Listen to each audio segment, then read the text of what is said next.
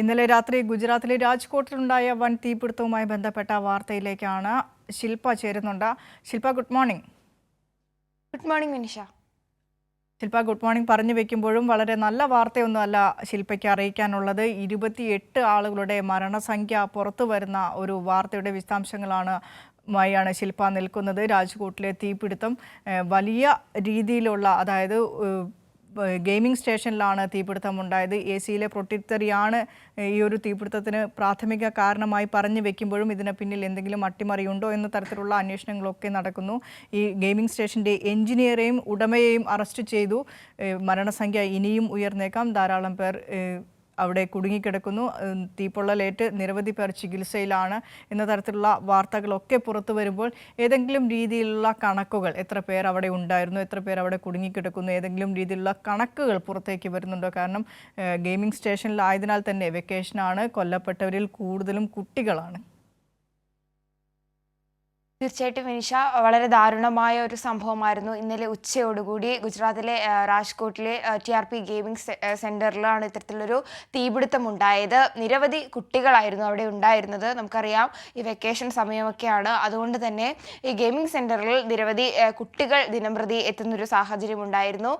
അത്തരത്തിൽ ഈ ഒരു കുട്ടികളൊക്കെ കളിക്കുന്ന ആ ഒരു സമയത്താണ് ഇത്തരത്തിൽ ദാരുണമായ ഒരു സംഭവം ഉണ്ടായത്.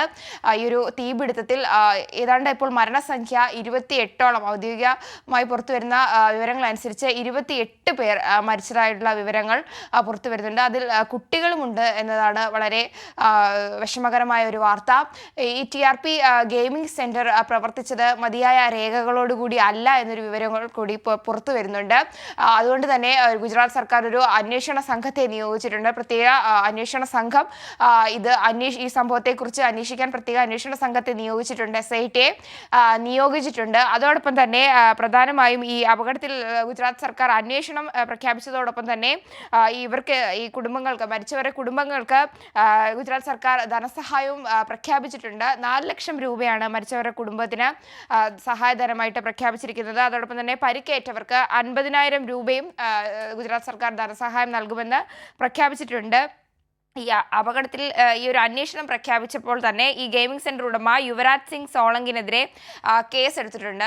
ഈ നേരത്തെ സൂചിപ്പിച്ചതുപോലെ തന്നെ മതിയായ രേഖകളൊന്നും ഇല്ലാതെയാണ് ഇത്തരത്തിൽ ഈ ഒരു ഗെയിമിംഗ് സെന്റർ പ്രവർത്തിച്ചതെന്നുള്ളൊരു വിവരമാണ് പ്രാഥമികമായിട്ട് പുറത്തു വരുന്നത്. ഈ AC-യിൽ ഉണ്ടായ പൊട്ടിത്തെറിയാണ് ഇത്തരമൊരു AC-യിൽ ആദ്യം ഒരു പൊട്ടിത്തെറി ഉണ്ടാകുന്നു, പിന്നീട് ആ ഒരു തീ പടർന്ന് അതുകൊണ്ടാണ് ഇത് വലിയൊരു തീപിടുത്തമായി മാറിയതെന്നുള്ള ഒരു പ്രാഥമികമായ വിവരങ്ങളാണ് ഇപ്പോൾ പുറത്തു വരുന്നത്. ഏതായാലും നിരവധി ആളുകൾ അവിടെ കുടുങ്ങിക്കിടപ്പുണ്ട്. കുട്ടികളടക്കം മരിച്ചൊരു സാഹചര്യമായിരുന്നു ഉണ്ടായിരുന്നത്. ഈ ആളുകളെ പുറത്തെത്തിക്കാനായിട്ട് അവിടെ രക്ഷാ ദൗത്യം പുരോഗമിച്ചുകൊണ്ടിരിക്കുന്ന ഒരു സാഹചര്യമാണുള്ളത്. നിലവിൽ ഇനി എത്രത്തോളം ആൾക്കാർ അവിടെ ഉണ്ട് എന്ന തരത്തിലുള്ള വിവരങ്ങൾ പുറത്തു വരുന്നില്ല.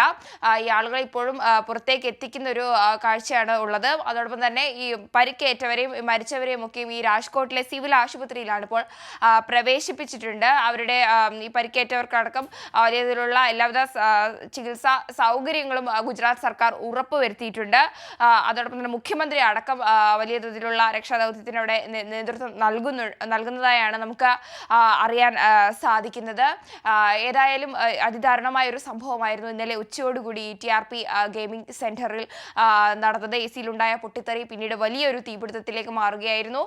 നിലവിൽ 28ഓളം പേരാണ് അവിടെ മരിച്ചിരിക്കുന്നത്. നിരവധി ഏതാണ്ട് 14ഓളം കുട്ടികൾ അവിടെ മരിച്ചിരിക്കുന്ന വിവരങ്ങളും ഇപ്പോൾ പുറത്തു വരുന്നുണ്ട്. ഇനിയും മരണസംഖ്യ ഉയരാനുള്ള സാധ്യതയുണ്ട്. കാരണം അവിടെ രക്ഷാ ദൗത്യം പുരോഗമിച്ചുകൊണ്ടിരിക്കുന്ന ഒരു സാഹചര്യമാണുള്ളത്.